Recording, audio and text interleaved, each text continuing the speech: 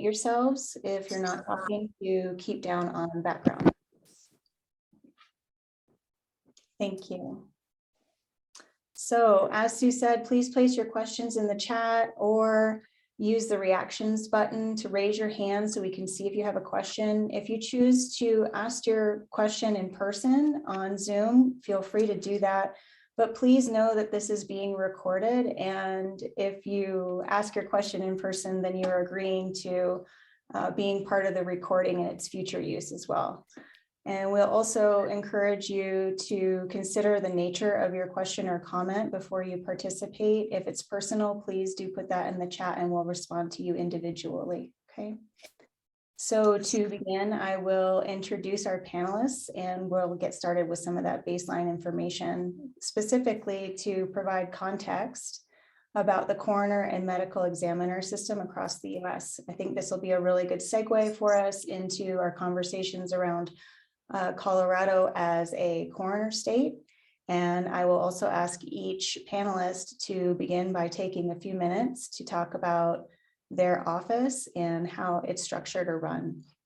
So to do introductions, first we have Tracy Rizendine. She is a medical legal death investigator with 8 years experience. She's currently serving as a lead coroner investigator for the Denver office of the medical examiner. Her education includes a degree in criminal justice from Colorado State University and a graduate degree in forensic death investigation from the University of Florida. Tracy is a certified death investigator through the Colorado Coroners Association, and she's a diplomate with the American Board of Medical Legal Death Investigators. Tracy, thank you so much for being here today. Sure, yeah, it's my privilege. I think this is some really good stuff that we're getting involved in, and I appreciate you guys putting the effort to make this happen. So a little bit about my office. So obviously we handle the city and county of Denver. We're one and the same here. Our coroner is actually our chief medical examiner. So he is not elected as a county coroner would be. He is appointed by the manager of the Department of Health. So a little bit different vibe there. As far as our office goes, right now we have 11 investigators. One of those is part-time. We've got 2 leads, myself, and then a day shifter. And we have 1 part-time contingent investigator as well, but otherwise the rest of us are full-time. We're 24 hours a day, 365, just like everybody else. So there's someone always here. Thank you. And we do have David Kintz Jr., the Park County Coroner, on the phone with us today. He was present but got called out on a call. So per his introduction, I'll let you know that he was elected coroner and has served as coroner in Park County since 2011. He is a board certified death investigator with the American Board of Medical Legal Death Investigators. His background is in emergency medicine. David's office has a staff of 4 with 14 care team volunteers. I'm looking forward to finding out more about that.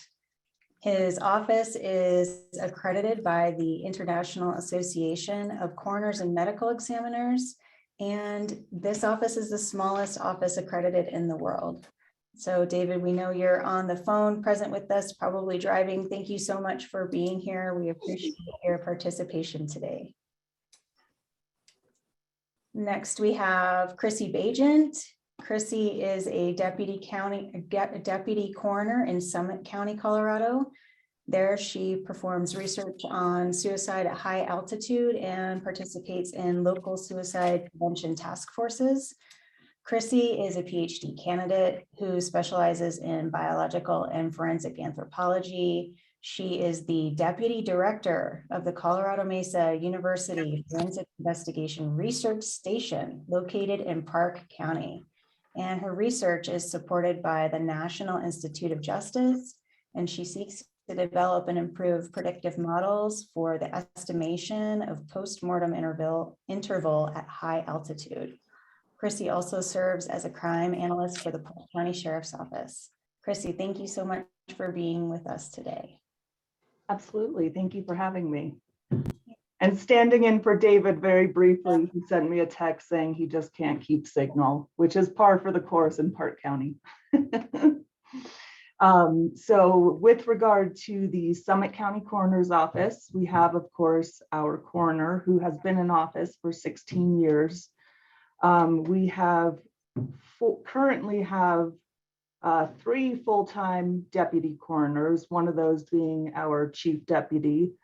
We have 2 trainee deputies. We all run 24 to 48 hour on-call shifts. And so those don't involve actually sitting in office. Well, part of the time sitting in office, but the rest of those 24 hours we're on page call.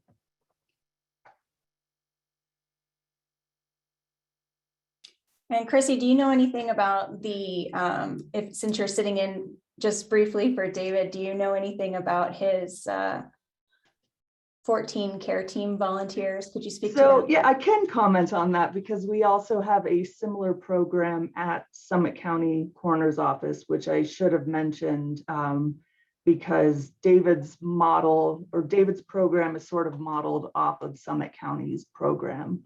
So what happens is care team here in Park County, survivor support in Summit County. We have a separate staff.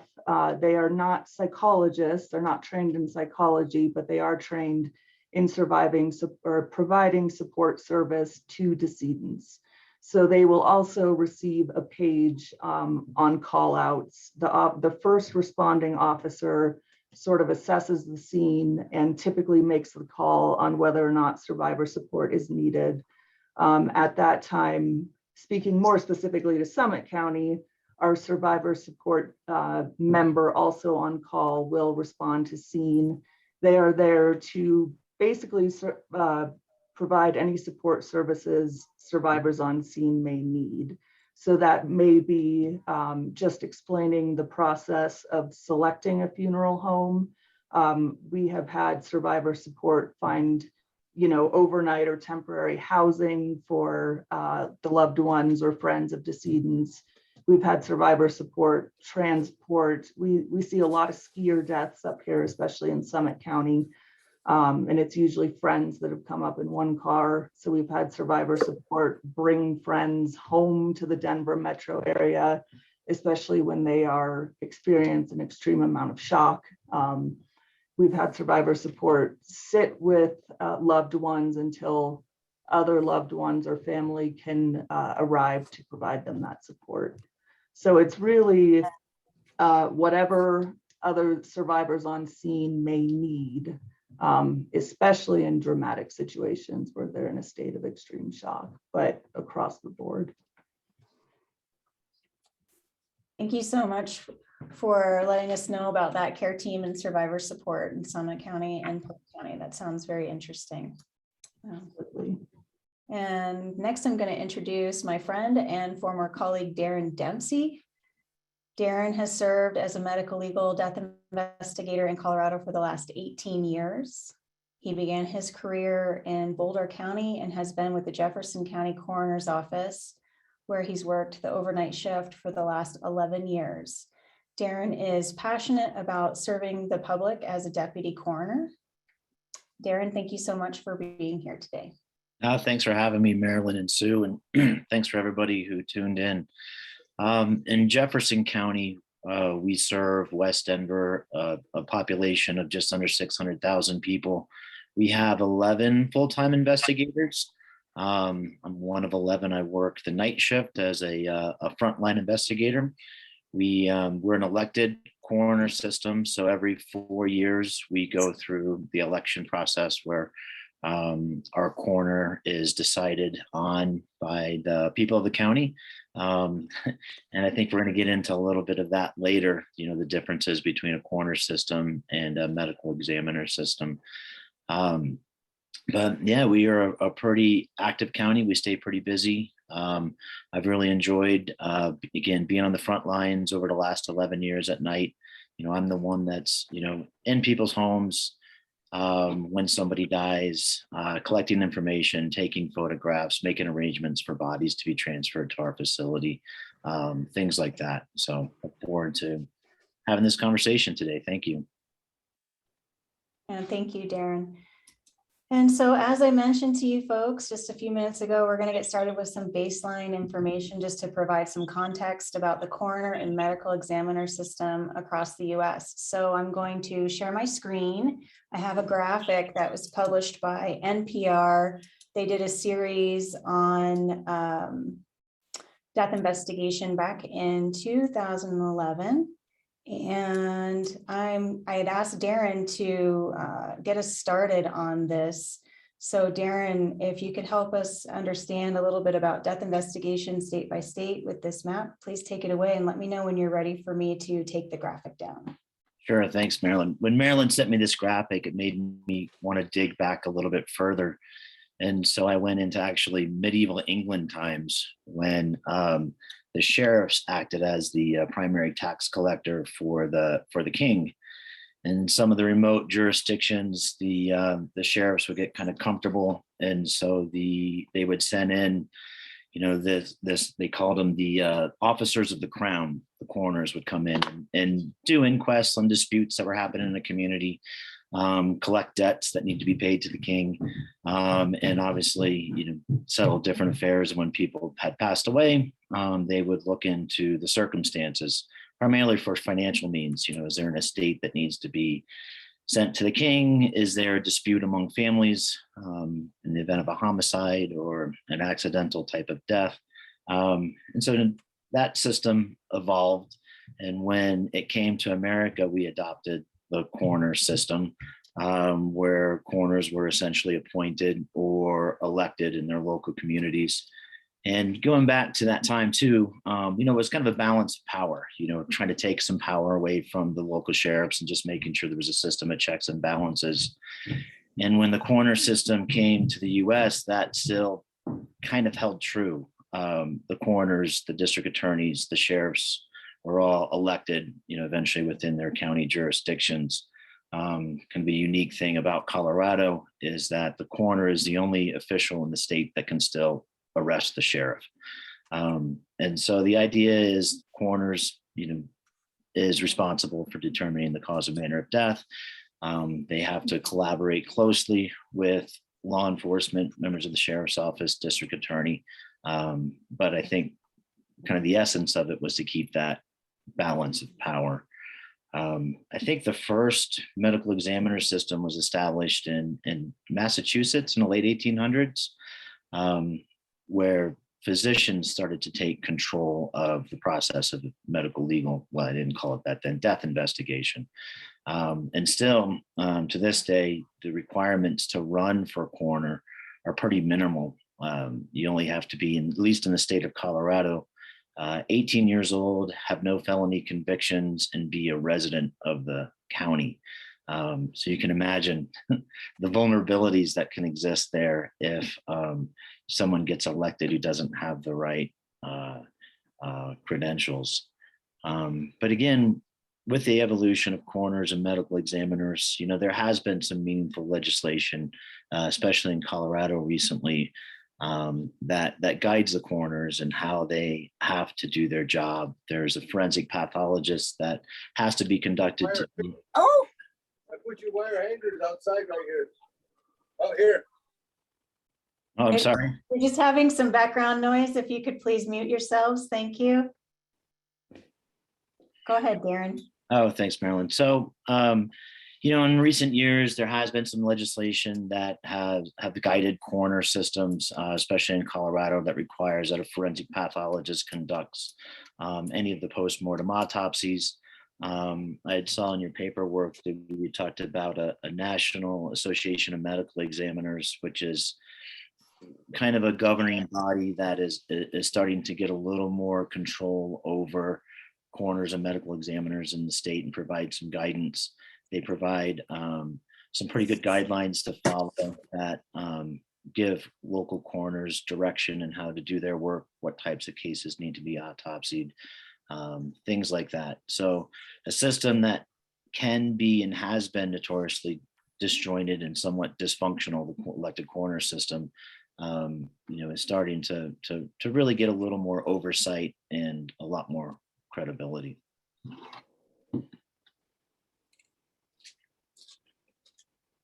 But speaking about medical examiners, I'd probably want to turn that over to Tracy. Again, my history is when primarily or only in a coroner system between Boulder County and Jefferson County with an elected official, which again, like we mentioned it, or like I mentioned, there is a vulnerability that's there depending on who gets elected. If the voters aren't informed, and notoriously people don't want to pay attention to down ballot races like the coroner or the surveyor or the clerk and recorder positions like that.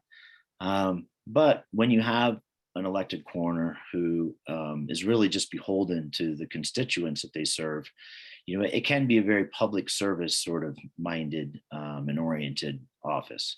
And if they have the guidance from organizations like NAME and they contract with credible forensic pathologists, it can really be a good community-based system that can serve the constituents really well.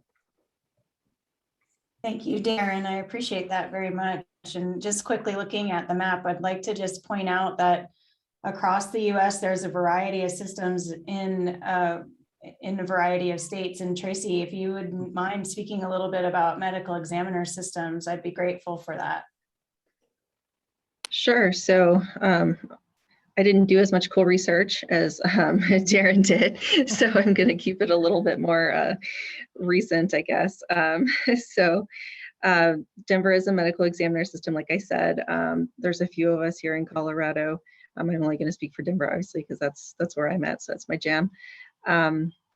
We are not elected. Our coroner or chief medical examiner is appointed, like I said previously. We're held to the same statutory requirements of the coroners as far as what desk we investigate, how we're expected to investigate, those sorts of things. So all of those same rules apply. It's just a little bit of a different hierarchy on how our chief or coroner gets there. We have forensic pathologists that do our exams. Currently we have 4 with a fellow, so that's on staff here. So that's kind of all I have as far as medical examiners. I know as your map shows, there's a variety throughout the states on what they do. Some do have state medical examiner systems where there's one central state office that handles all the various counties and different regions, that sort of thing. And here in Denver, we're just the city and county. Thank you both so much. Darren, thank you for that excellent research that you did. And Tracy, thank you for jumping in with that information about the medical examiner system and for helping us understand the differences about Denver as a medical examiner system in a coroner state, which is really interesting. And I see there are some questions coming in. Sue, should we go to some of those? Oops, I think you're muted, Sue. Yeah, let's grab some of the questions. Constance wanted to know if coroners have a party affiliation. Coroners do, and so coroners can run as either a Republican or a Democrat. And so again, talking about the vulnerabilities of the office, it should be very apolitical. And I think a good candidate who's running for office in your jurisdiction, if you hear them towing a party line, then you should be skeptical. Yeah, it is essentially a political office. Interesting. Political process. Interesting, huh? And someone wanted to know who pays for these services. The coroners and the medical examiners. Anybody can jump in and answer. Sure. So we're city funded. All of our Most of our base needs are created by the city. Our office is huge as far as grant funding as well. I would say we probably get 40% or more of our annual income from grants, both at the Oh, wow. local and national level. Wow. And the county systems are going to be funded through county taxpayer dollars as well. Oh, you don't have the luxury of the of grant funding? The counties? We do. Just this last year, we picked up 2 grant-funded full-time positions, 3 actually. And so there are always grants that we can go after to help supplement our expenses. Okay, but not to the extent that Denver has, it sounds like. Yeah, I wouldn't have the numbers on it. They don't go over that stuff at the nighttime investigator. But certainly more and more, especially in the age of COVID, there's been a lot more grant dollars available. And we're certainly looking to capitalize on that to save taxpayer money where we can. Yeah, and that's kind of where our grants are coming from, is this huge influx with COVID that's allowed us to kind of go above and beyond with all the resources that we do have right now. And that's been mostly COVID. I just wanted to touch on grant availability in smaller counties. We certainly too, in Park and Summit, have benefited from funds available via COVID. But more generally speaking, the assumption is smaller counties don't have as great of a need. And that creates difficulties for us, especially up in Summit County, where we are very much a destination location. We have very transient populations. So a lot of time and resources often have to go into our investigations, but we kind of fall into this category of the availability of less grant funding because we are regarded, generally speaking, as a smaller county. Gotcha. Well, we got lots of questions. Marilyn, help me. Yeah, thank you. Executives. Yeah, thank you for answering that question about funding, each of you. I appreciate it. Yeah. I see a couple of questions that look somewhat related. So Henry Williams is asking, if a person dies at home and the coroner or medical examiner is called, can the death be declared on site? Is the body able to be released to the family for a home funeral or home vigil? And then I see a question from Jill down below asking, when are autopsies required? So I think those 3 questions kind of go together. If there's a home death, is the death able to be declared on site? May the body be released? And when is an autopsy required? Does somebody want to start kind of just rolling with that a little bit? Sure, I can jump in. I think if you think about the primary function of the coroner, it's to determine the cause and manner of death. And so we have to collect that social, circumstantial, medical history to have an opinion on a death certificate as to the cause and manner of death. And so what we're looking at, and there's a criteria from this, from NAME and from the state that requires a certain response given the circumstances. For example, an automobile accident or a drug overdose circumstance, those type of deaths will always get a postmortem autopsy and a toxicology study. If someone dies at home, and they're not under the care of hospice or any type of end-of-life care, then you're going to have a response from the coroner or medical examiner's office. We're going to ask about the medical history that's documented. We're going to try to understand the circumstances surrounding that death and look for what we would say are any type of medical legal issues that would warrant a postmortem autopsy or an exam. If from the information we gather, there is a clearly documented medical history. The person's been followed by a physician. There are risk factors for a sudden unexpected cardiac death or kind of a sudden expected cardiac death. Then all of those, that will kind of, what we'll do then in those circumstances, if we feel like there isn't need for additional documentation through an autopsy, and we have enough information based on the medical records and the circumstances, then we can go ahead and authorize a release and issue a death certificate based on what was likely the cause of death. It may not be definitive if we're not doing an autopsy, but in an ideal world, I mean, in a world based on budget, we can't do a postmortem autopsy for everybody that dies outside of a care facility or outside of a hospice program. And so again, we look at, what are the risk factors for a sudden death, and whether an autopsy is necessary, and then we could authorize that release directly from home, or we'd bring them into our facility for additional testing. Darren, a question that comes up, sorry, Marilyn, I just thought this segues. A lot of times people want to know, can they deny the autopsy if they don't want to have an autopsy? Well, it's constitutionally mandated under a lot of circumstances that we do one. And so there is a discretionary component to a certain extent, but we try to be, unbiased in the sense that we look at the circumstances and the history, and let that dictate whether that exam needs to be done, as opposed to any other influences. Thanks. Yeah, it's basically the same for us as far as whether or not we do an autopsy. My usual canned response is our office will do whatever sort of exam is forensically necessary for us to determine the cause and manner of death, whether that's an external with tox, or if that's a full autopsy or review of records. All of that depends on our pathologists when they review the case, is on a case-by-case basis.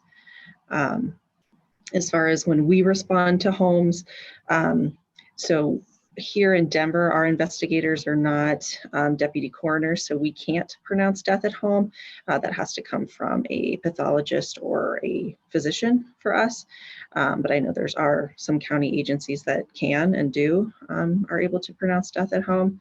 As far as just piggybacking off what Darren said, we regularly do release from home to a funeral home or mortuary if one has been chosen. Especially if we do have that documented medical history. There is a physician that they're under the care of regularly, all that sort of things. Thank you both. Chrissie, would you like to speak to that a little bit and talk a little bit maybe about being deputized and pronouncing death at scenes? Yeah, we follow very much a similar system. If it is not a hospice death, if they are not already logged with our office, we do collect all bodies. The deputies do transport themselves. They do come back to our morgue where we do an external exam. We pull toxicology.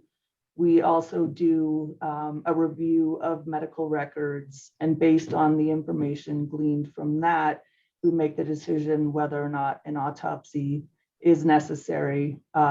When decided it's necessary, and that's following sudden or unexpected deaths, typically, just like the other two have said. We factor in things like age and extant variables observed at the scene.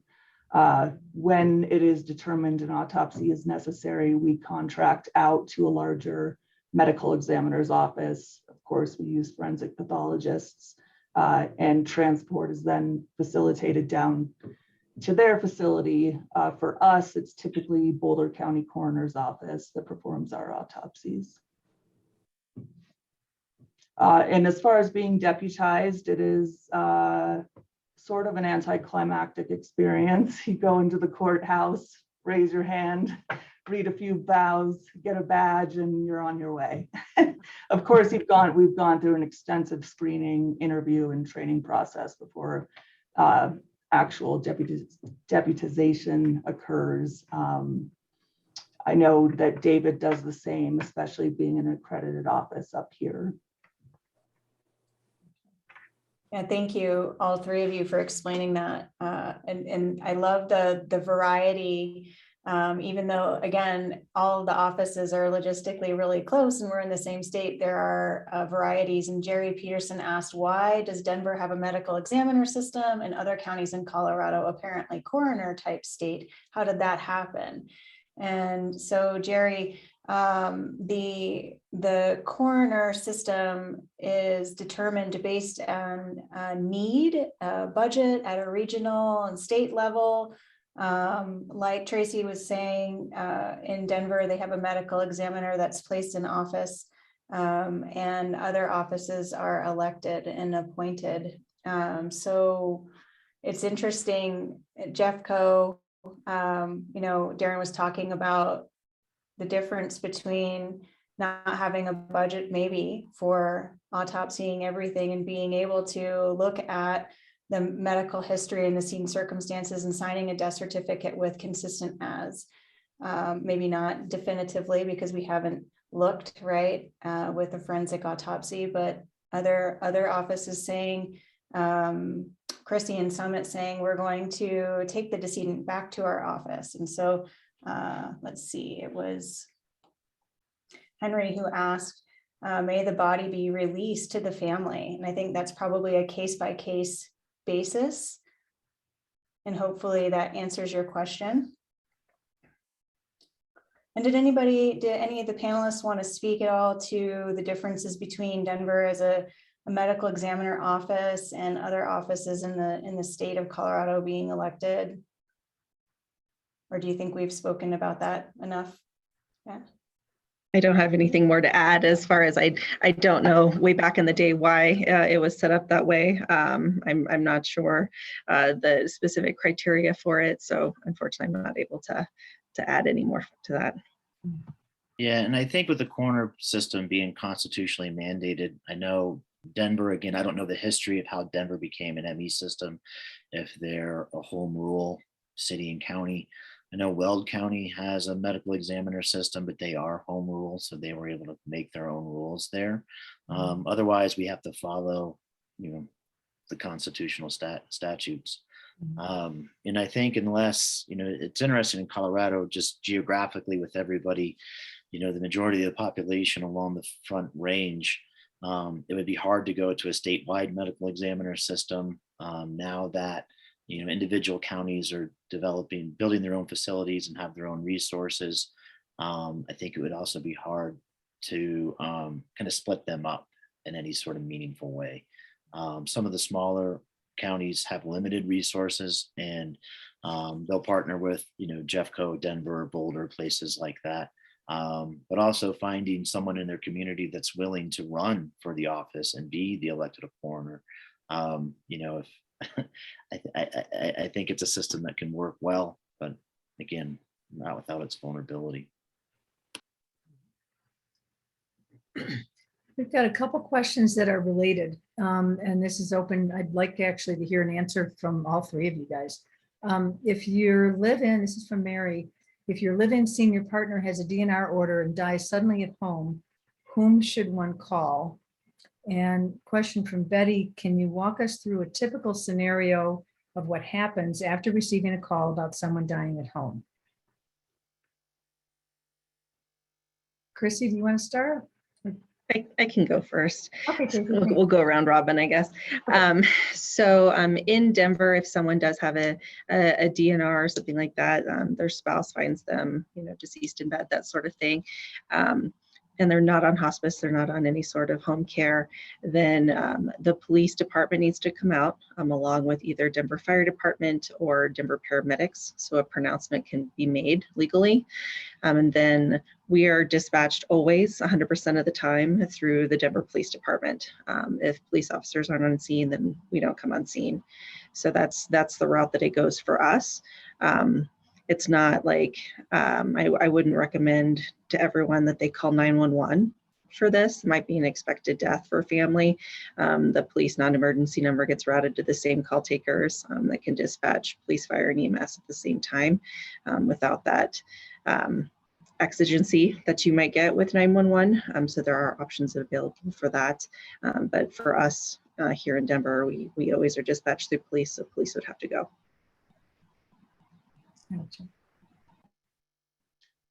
I can basically hop on Tracy's answer. The coroner's office would never directly respond to a scene. Scenes are always routed through either the sheriff's office or the local PD, and we are then dispatched via them.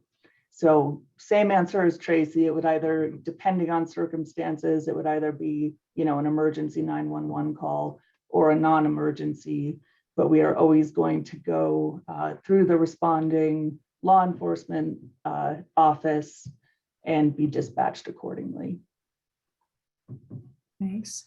And, you know, in Jeffco, we have, I guess, a little more discretion. I don't know, maybe it's because we can pronounce death in the field. It's not uncommon for us to get a direct call from a family to say that someone had a DNR and has passed away at home. And we'll typically call law enforcement and let them know what's going on and have them accompany us to the scene. You know, it's a nice way sometimes for families to avoid the big 911 response with all the flashing lights and sirens. You know, but again, it's kind of up to the comfort of the individual death investigator in our office who takes the call. You know, I just in the last 2 months, I think I went to the home of a Christian Scientist who had no medical history or medical care. I met with the family. We didn't bring law enforcement.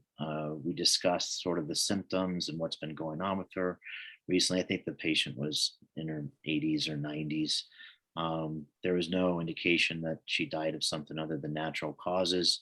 We were able to transfer her body to a couch, kind of cover her, and left her with the family to call the funeral home, you know, when they were ready. You know, again, I think we're probably a little more loose than some other counties. I know we used to do something similar in Boulder where families could call ahead and we'd have kind of a running list of expectant deaths, you know, with information about who their physician was and what they were being treated for. So then we could respond appropriately when the death occurred. But not every office does that. and I don't know that I would necessarily advocate for people to call our office. We don't have a formal system set up to handle those types of pre-calls. Again, it's kind of a case-by-case basis when the death occurs.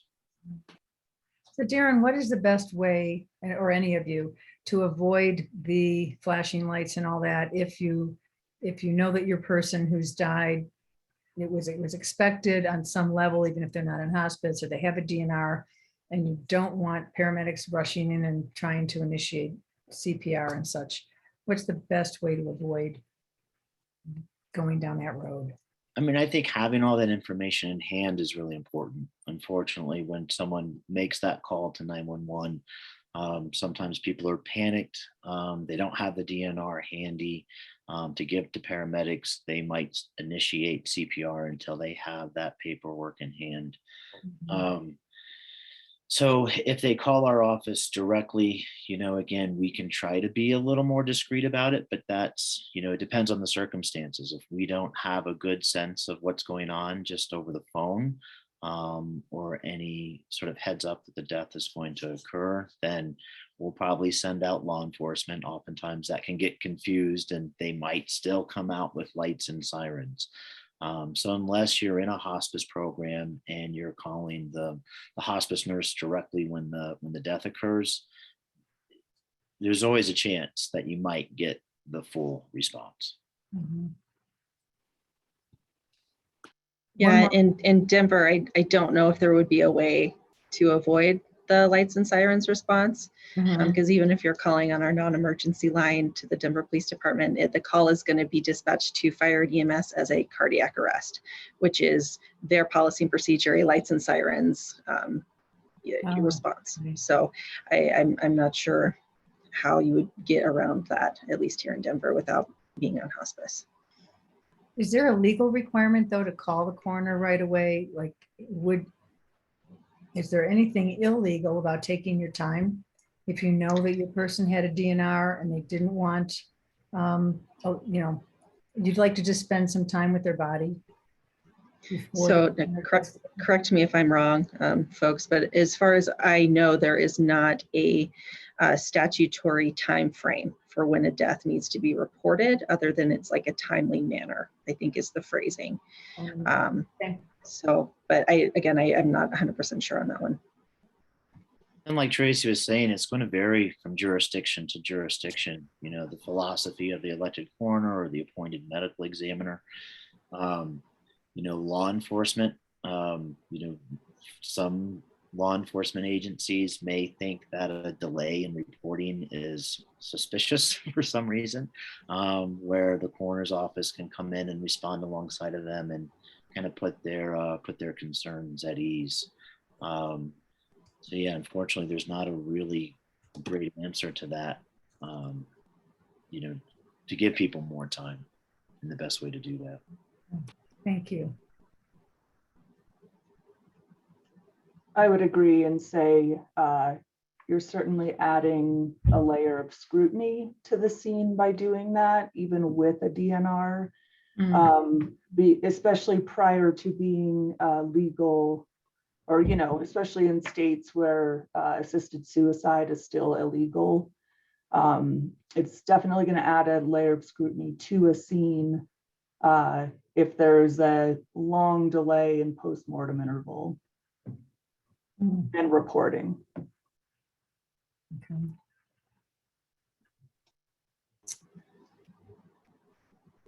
Great, thank you. So we have a question about the ABCs of the full process when someone dies. Chrissie, do you want to start off and tell us what happens when you get a call? Do you work on a pager or what happens? I will give the ABCs. So for us, we are dispatched via our cell phones. That is one of the benefits of being in a small county. David up here is on radio traffic, so he's dispatched via radio. All of us in the coroner's office receive a general dispatch page, and then the person assigned on call will respond. It begins with just returning a call to dispatch.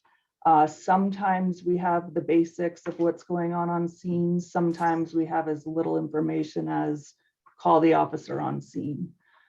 From there, we'll begin to prepare to dispatch to the scene and typically check in with the officer on scene on our way, where hopefully we will be briefed with what we have. This is also for our office when we get a better idea if survivor support may or may not be needed on scene. Obviously, if there's no survivors on scene, we're going to call our support team off. If it's a large family situation, they may be saying, you know, we have family support here, we're fine. We'll typically bring our survivor support team along in that case, typically because more so than providing information, when there's a lot of family on scene, they want to get in, they want to see the body, they want to, so that helps us facilitate our investigation if we have some of our support team there to work with the family and allow us to conduct a proper investigation.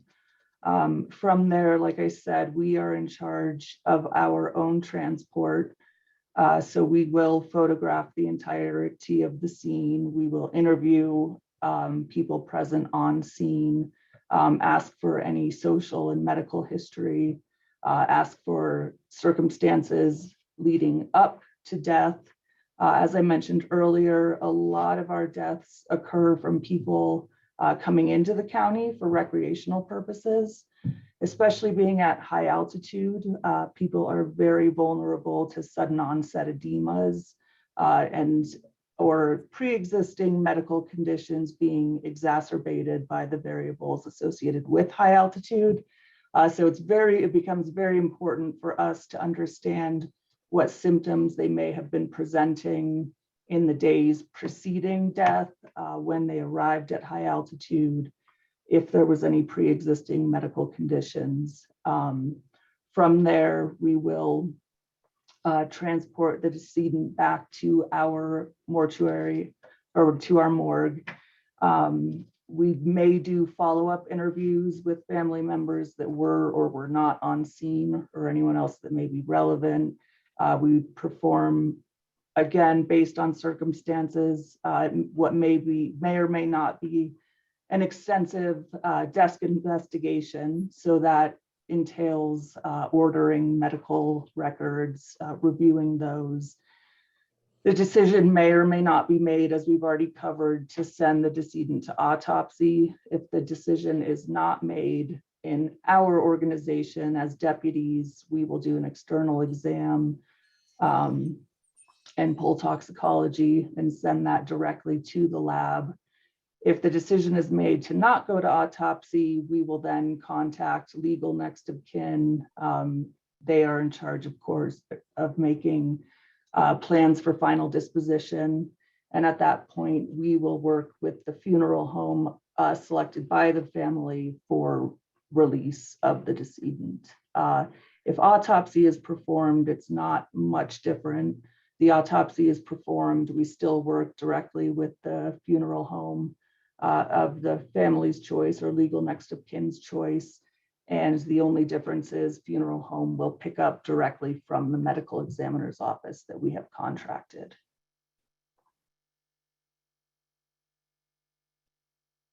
Thanks, Chrissy. Tracy, Darren, do either of you have anything to add to the ABCs of what happens when someone dies and the coroner's office is involved? So a little bit different than in Summit County for us. So we get the call from dispatch. You know, we have someone, an investigator physically here in the office 24 hours a day. Most of the time, except overnights, we have at least 2, if not 3 investigators here. So we'll get the call from dispatch here in the office, then we'll respond to the scene, conduct our investigation alongside law enforcement. Here in Denver, we don't transport our own bodies, so they are collected by a third-party transport service that the city pays for, either to a funeral home if that's appropriate, or back to here at the city morgue.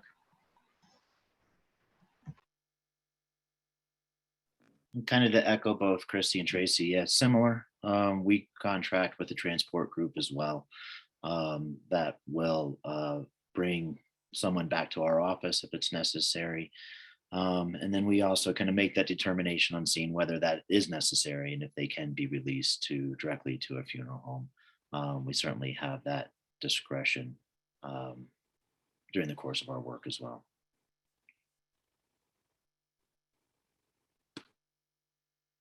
Thank you. Sue, I think you're muted. You'd think I would know. Marilyn, what Darren just said, do you think that it's a good segue into what Joyce had sent, the questions that Joyce had sent us earlier? Absolutely. Yeah, I have those, or do you have them available? I don't have them, I don't think. Okay. So Joyce, thank you, Joyce is from the Funeral Consumers Alliance of Utah, and she's asked a few questions about family acting as their own dispositioners. And she asks, does the coroner's office present them a death certificate and burial transit permit, or does the family apply for those through vital records on their own and present them to the coroner's office? Now, do any of the panelists have experience with family acting as funeral director or releasing bodies to families? Certainly. So, go ahead, Tracy. Go ahead. No, Okay. So here in Denver, if a family did want to act as their own dispositioners, then they would have to apply for their permit themselves through Denver Vital Records. Death certificates would also come from Vital Records. There's nothing that our office would give them in that circumstance. Same with our office. It would all go through the vital statistics department. And then, we certainly want to accommodate anywhere we can and try to help guide that process along. But sometimes, the paperwork is complicated to fill out. I don't know the vital records process. how complicated and bureaucratic that is. So I'm sure it's not an easy process to navigate if it's not something that you've done before or familiar with. Yeah, thank you so much. And she also asks when family is doing their own transport away from the coroner's office, you know, and if they don't have a gurney or something like that for transport, you know, what would you do to help them load the body, and what might that look like?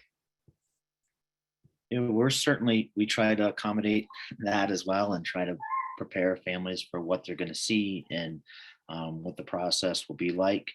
I think people would probably be surprised that it's a lot more kind of almost industrial. There's a big garage door. There's a large bay where our refrigeration system sits. There's elevators where we can move prams and carts up and down. Bodies that are stored and cooling systems, you know, are all enclosed in a vinyl body bag. So we want to prep people for what they're going to see.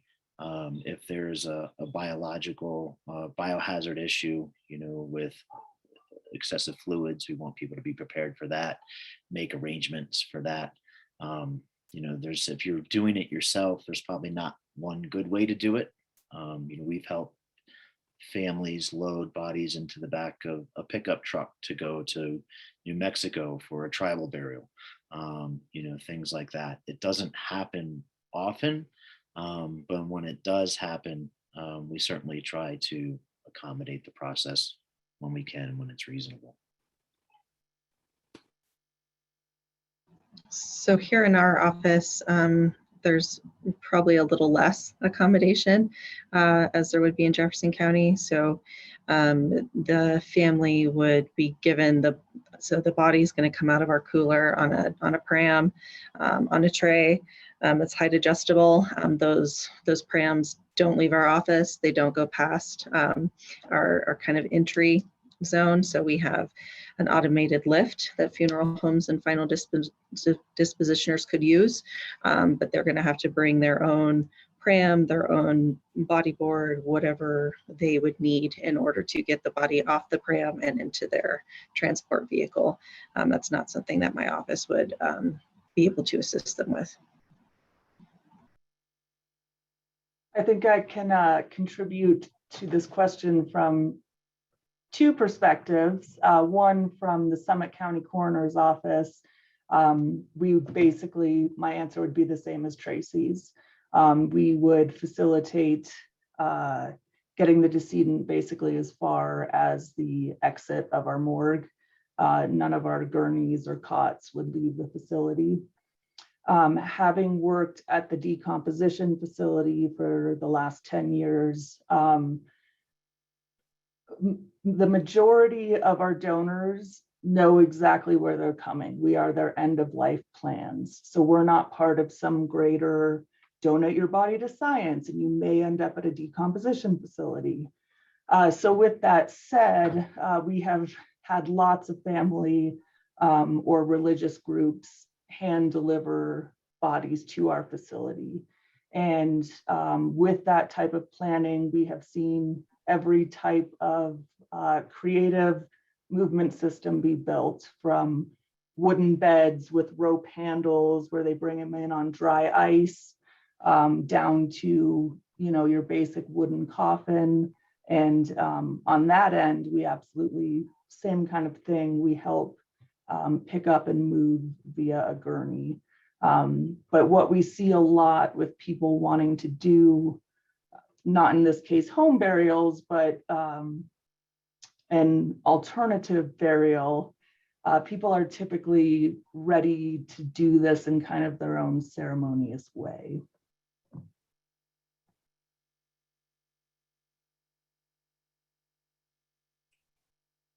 Sue, I think you're still muted again. Chrissie, there was a follow-up question on wondering what a decomposition facility is that you just mentioned. So a decomposition facility is what we call an outdoor laboratory. We use the fancy term taphonomy, which is basically we study everything that happens to the human body following death. So we may follow several different lines of research. My research in particular is establishing the trajectory of how the body changes post-mortem at high altitude. So at my site specifically, donors are placed at ground level, and we go out daily to collect data on gross tissue changes, and then also sort of exigent changes. So what scavengers are coming in, what insects are coming in and in what cycles, how seasons may change the presentation of the body or affect the body, and especially the interface of seasons. So right now I'm coming out of heavy snow overburden, and what does that sort of melt off and really dynamic environmental period mean for a body that is decomposing outside? Other facilities may be interested in things like how does burial affect the rate of decomposition, or how does a specific group of scavengers affect the rate and pattern of decomposition? Thanks, Christy. We have a couple of other questions that came in via email before today's webinar around hospice care. And I'd like to just ask them, and we can get a variety of responses from the panelists, if that sounds good. When one is on hospice and hospice calls the coroner to inform of a death, is there a standard that is followed? Is it up to each coroner office or individual to determine questions to ask? And part two to that question, under what circumstances would the coroner not release someone who is on hospice to the mortuary? So I'll answer first here. So I think every county is going to have their own slight variation on what questions get asked of hospice nurses. I know here in the metro area, specifically not our office, but there are some agencies that will accept faxes of hospice reports. That's not something that my office does because we have staff here all the time. So we're taking those phone calls, and we're asking pretty much the same questions to every person. We're just trying to determine if this is natural, if there's any chance it's not a natural death, if there was some sort of traumatic circumstances that might have contributed. For instance, someone that might have had a fall with a hip fracture, and then that kind of started their decline leading up to their death, then that's no longer a natural death. It's potentially an accidental death. So that's something that only the coroner's office can certify. So that's something that all of our questions are kind of geared toward. We want to make sure that we're not overlooking anything that's not natural. If it's totally natural, everything's accounted for, the body can go to the funeral home. There's no problem with that. Here in Denver, for the most part, even on a potential like fall and fracture accidental cases of hospice, we're not going to bring those bodies over. They're going to go to the funeral home or mortuary with the understanding that that funeral home or mortuary is going to send us the death certificate to sign, and we'll more likely than not just review medical records. Obviously, there's caveats to every rule. If someone falls, has a head injury, but it's not actually diagnosed, they don't go to the hospital because they're already actively dying from something else, but there is some sort of change in mentation after that fall that might be indicative of some sort of brain injury, then there's a chance that my office will have to do some sort of like head only exam because we want to determine if there is in fact trauma that contributed, but those cases are pretty few and far between. And the same for Jeffco, you know, our questions probably are a little bit different, but similar. We're vetting those circumstances to try to understand if there's some other unnatural process that occurred. You know, a common scenario for us would be someone who has some extensive wounds from being immobile for a long period of time. Maybe adult protective services have been involved and are wondering about their level of care and if it's inappropriate. So you might get a response from someone from our office that'll come out and document things and document the injuries. But even in those circumstances, it's rare that we would take custody of the body. We'd often get the documentation we need in either the facility or at the home, and then authorize a release to a funeral home. I would say the same for our county. I spent a year in Denver, so I would say our line of questioning probably lines up really well with Tracy's line of questioning. It's going to be situation specific. It's very rare that we transport a hospice. I would say most often we transport a hospice and bring them to our facility if a funeral home is not able to dispatch their own transport. So in this case, it's not for investigative reasons. It's as a courtesy to the family and a courtesy to the community. At the time that the funeral home is then able to dispatch transport, we would release, without further or without any investigation. And that's probably one of the areas where Jeffco is not as accommodating. We would say that, if you've made these arrangements with hospice, then you have to have an arrangement with the funeral home. We just don't have the room at our facility to transport people back to our facility if they haven't made those arrangements. So that's the fun of being in a tiny mountain community is typically, we also require that hospice patients have made final arrangements. Typically when we're doing that type of and we too have a very limited morgue size. When we are making those type of transports, it's because funeral homes, which are typically in the metro area, just physically cannot reach our facility due to weather conditions, in which case we dispatch to do pickup and a temporary hold.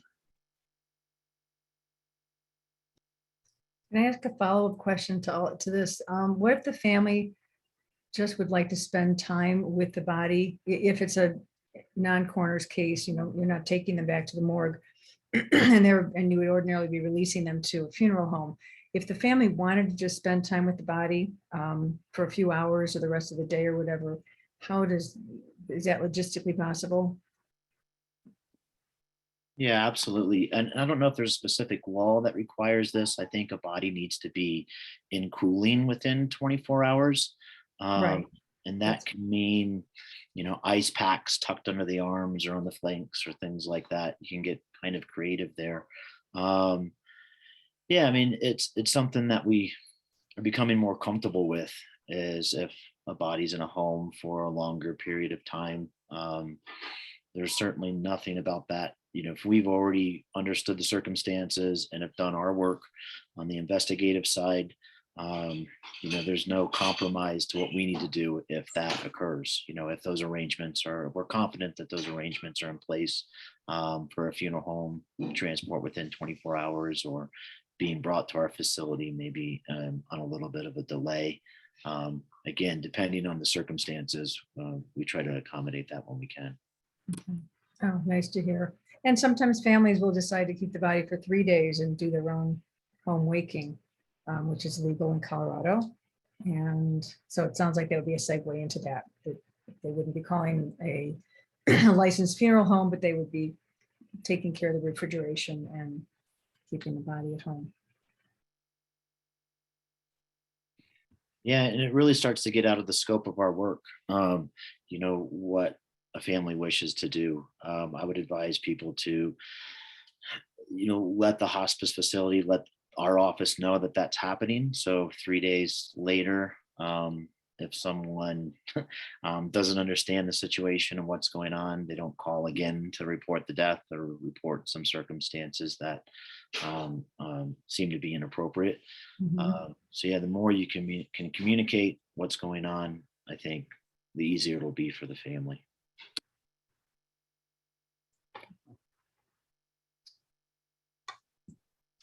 I see a question from Elva about homeless or indigent individuals who die in the community. And Elva's asking who takes responsibility for the body if no family can be found. So short answer is it depends. So here in Denver, we have a fairly large persons experiencing homelessness community, and every case is different, but most folks that come into us in that circumstance, obviously we're going to treat them like anybody else and try to find family. If family is not able to make arrangements or we're not able to find family, we will either use Denver Human Services or Human Services if the person has received state benefits of any kind to cover burial or cremation costs, or it will be a city and county rotation. So there's, I want to say 3 or 4 funeral homes right now in the Denver metro area that are on our coroner rotation. So they are taking care of those people's final disposition for essentially the tax write-off and credit. But it does get those people taken care of. Very similar in Jeffco. We'll document our due diligence in trying to find family, and then we have a public administrator that will then take custody of the circumstances of the case, the body, and make those arrangements.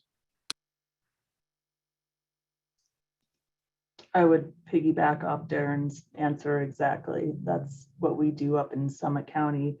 We also have, because of the level of suicides we see up at high altitude, we've had a lot of, the public has gotten very involved in these programs. So we also have some sort of community collective funding programs that have been put together to support this problem on the front end, but also on the back end. So when the worst happens, there is support in final disposition for these people.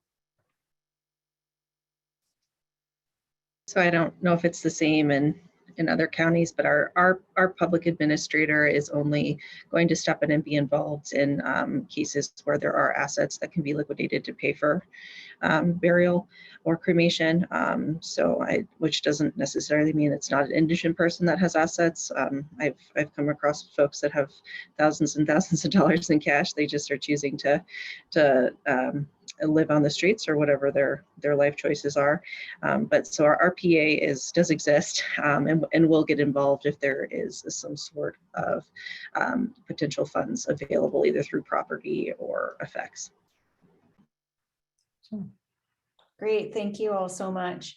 And Joyce with the Funeral Consumer Alliance of Utah did have 2 other questions. One I think Darren spoke to briefly, and the question is, if a family is planning to perform burial without the services of a funeral director, what are the top things that you wish they knew that could help them avoid problems? And Darren said briefly that may be out of the scope of the coroner's office. But if the panelists have anything to add to that, I'd love to hear from you folks.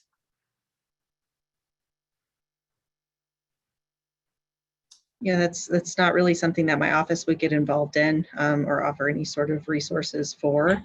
That's something that the family is going to have to sort out for themselves. Thank you.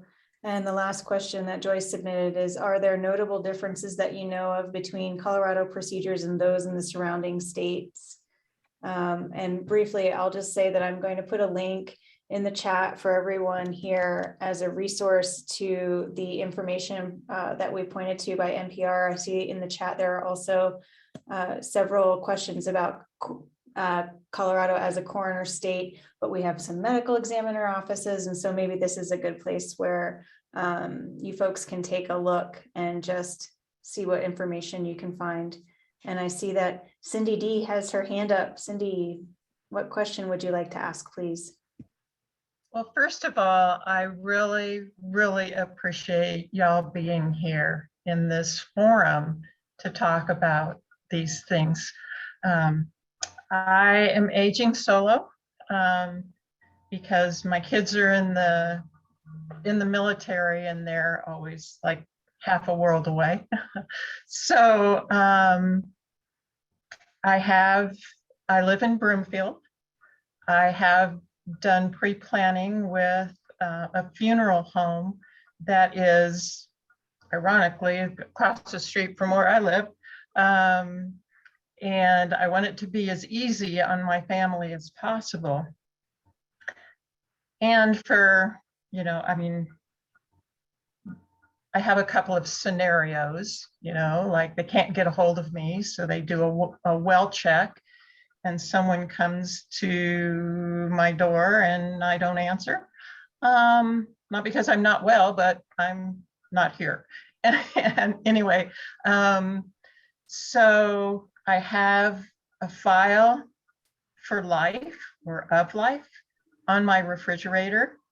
It has my cardiologist number. It has information about the funeral home where I have arrangements made. I don't go too far from home, so any accidents are probably going to be within a 25-mile radius. So there is the possibility of me having an accident or dying outside of Broomfield County. And then there's also the possibility of dying during surgery. So my question, and I don't know, I mean, those are a lot of things, but my question is, what can I do as a consumer, if you will, to make it as easy as possible in a general scenario that, I die and, I try to keep in case of emergency, contact in my wallet. So what else can I do to make it easier on y'all, whoever gets involved, and then also as efficient for my family, because it's going to take at least 24 hours. So first thing, it sounds like you're already doing far and beyond what most people do. Having a file on the refrigerator marked, end of life planning, whatever, is awesome. I would recommend that to everybody, because even the deaf and blind investigator can probably find a folder that's labeled on your refrigerator. But another thing that we come across in Denver regularly is if folks' residence is secured and there might be a welfare check, but this person that the welfare is being checked is an adult, the police are not going to force entry into a house to check to see if someone is deceased because of the liabilities should that person not be deceased. So a thing that I would recommend, and it might not be the same in Adams and Broomfield County, but here in Denver, I would recommend contacting the police department non-emergency number. And there's ways that you can put on file that, hey, I have a lockbox under the back porch or whatever, here's the code. If you ever need access to my house, this is available for police, fire, and EMS. So that's something that I would recommend if that's something you're willing and able to do. Obviously, your kids are going to be checking on you. That's great. I can't think of anything that you haven't already done. There's always going to be the what ifs, but everything you've done would make our jobs much, much easier. And having a card on your person or in your purse and on your fridge and all those things will make everything easier for your family if your wishes are known ahead of time. Yeah, thank you, Cindy, for your Tracy. question. Thank you, Tracy, for your response. And I'm just noting we have about 10 minutes left of our time together today. And I am just scouring the chat really quickly for a few other questions. I have one here from Judy. What do you put on the death certificate when death is of natural causes but without medical history?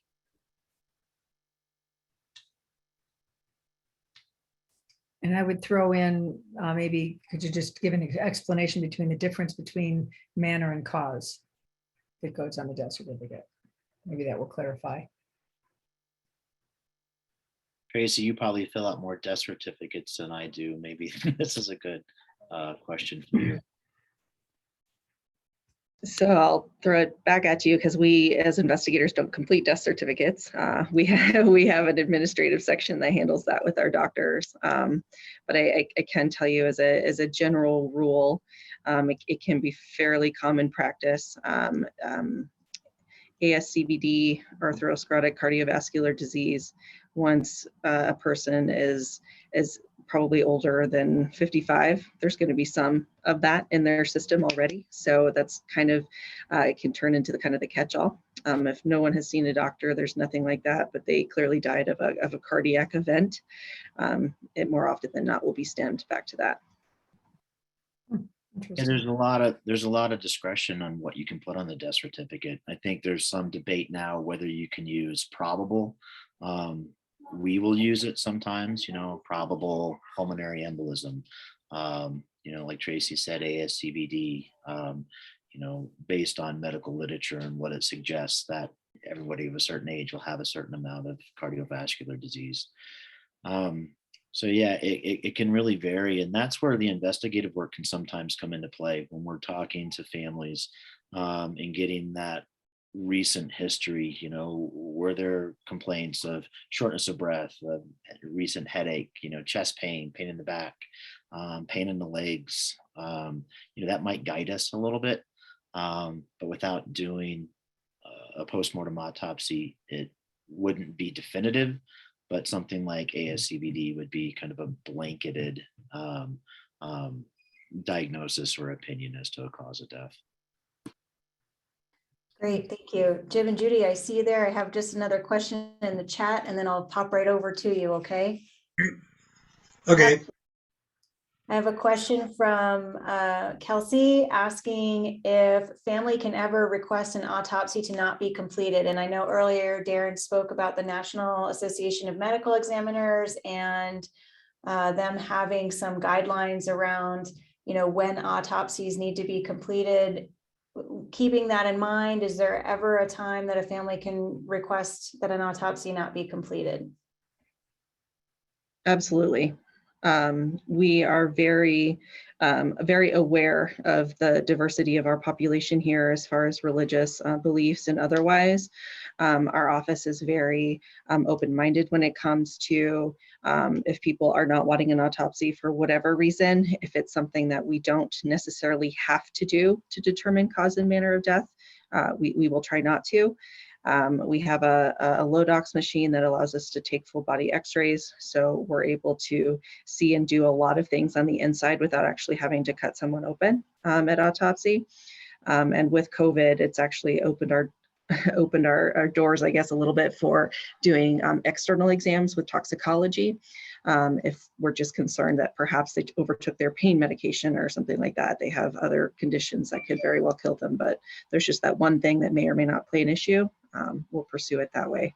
So our office we have not performed autopsies on homicide victims if they are not holding any projectiles, because there is really no reason for us to do that. Their cause of death is going to remain the same. So it's yes, is the short answer for sure. Excellent, thank you. And on the back side of that, if you feel that you have enough information about cause and manner of death and that an autopsy is not warranted by your office, but family wants one, who would you refer them to, or what might you do? We'll often refer them to the funeral home that they're working with to contract with private pathologists that can accommodate a private autopsy. Hospital groups or pathology groups, we can send them their direction as well. And it's typically most easily worked out with the funeral home. Thank you. Yeah, and Jim and Judy, you're up.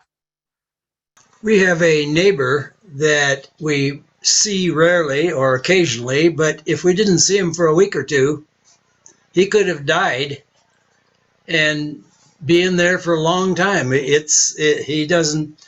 We don't know of anybody ever comes to visit. Is there anything that we can do or suggest that he does to? So here in Denver, we have a pretty good relationship with our post office delivery folks. They actually go door to door here. So we do receive fairly regularly welfare checks requested by mailmen if packages haven't been picked up in like 2 or 3 days, and that's uncommon.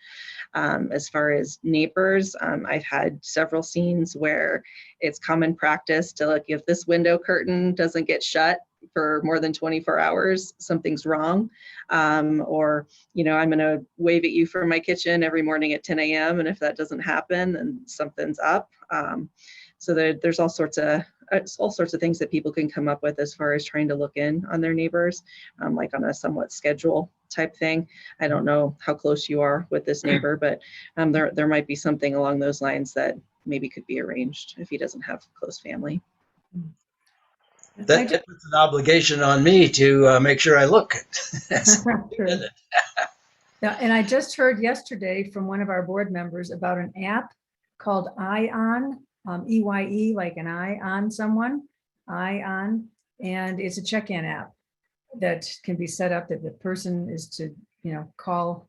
I don't know how it works, but the purpose is similar to opening the window at 10 a.m. or whatever, but checking in on the app. And if it doesn't happen, then there's follow-up that happens. Oh my gosh, we are almost out of time.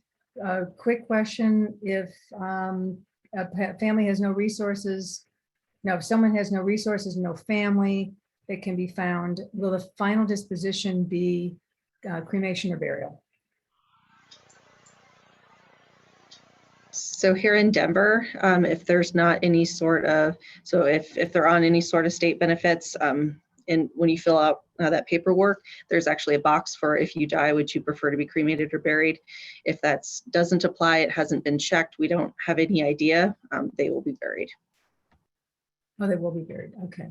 Is part of the reason just that the DNA won't be destroyed? And so if there is anything and family shows up later?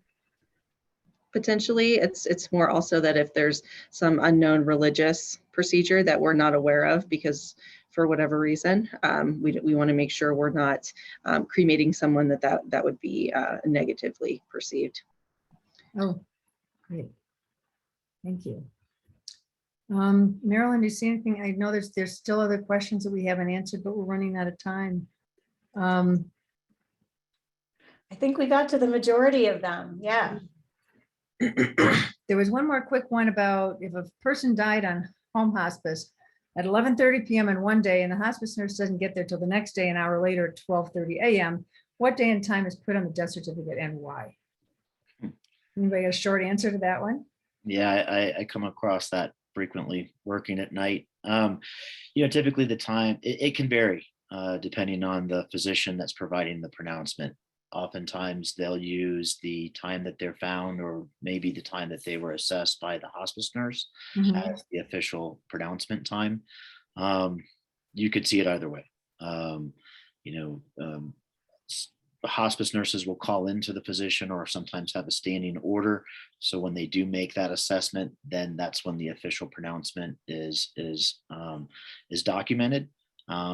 But then again, oftentimes they'll go with the facility staff that found them at 11:30 the day before and say, we're going to use that time as the pronouncement time in cases where there isn't a witnessed last breath. Okay, well, I'm just going to jump in and say thank you. Thank you, Marilyn, for putting this together and for keeping the questions and everything flowing. And thank you to our panelists, all three of you. There were compliments in the chat that I will save the chat, just on how articulate you were and how generous with your time. And it was much, much appreciated.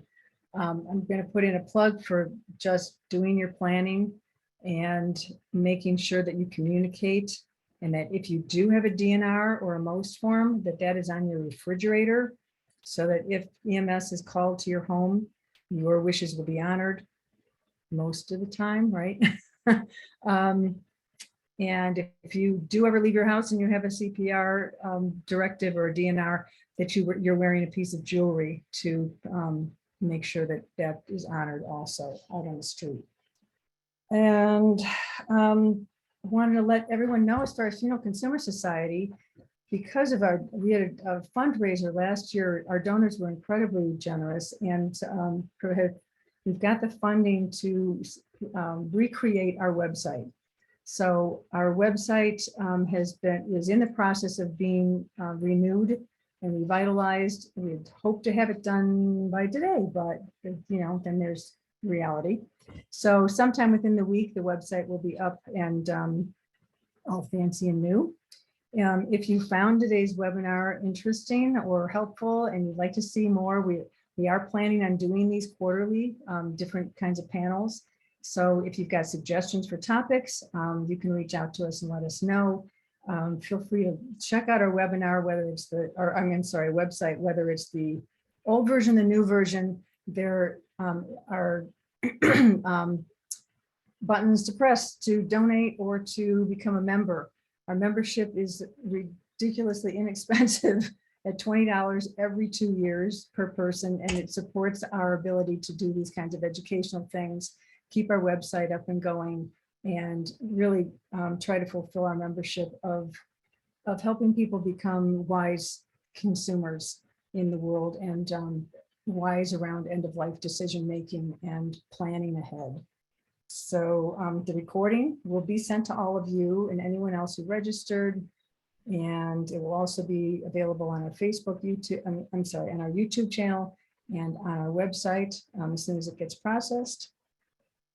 And then want to give you a heads up that besides our quarterly webinars, our annual meeting is May 7th. And at that annual meeting, Saturday morning, we're going to have a business meeting at 9, and at 10, we're going to have 2 speakers presenting from Compassionate Choices about medical aid in dying, and also to talk about the dementia tool that is on Compassionate Choices, as Compassion and Choices website that is incredibly helpful, I think, to many who are concerned about having a directive in place around dementia.